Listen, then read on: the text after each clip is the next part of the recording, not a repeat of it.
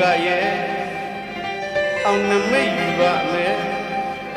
အောင်မြင်စရာစကားတွေနဲ့ကောင်းကြီးရောပါဘောဗနာ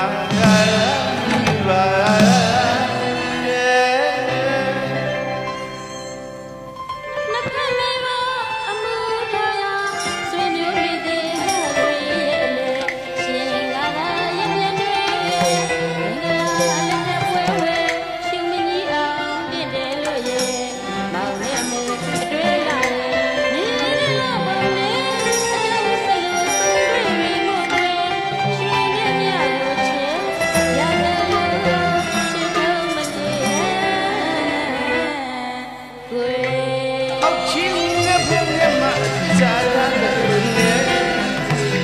ပေါင်းရဲ့အသက်လူတဲ့တရားချစ်တရားပွားလို့လေ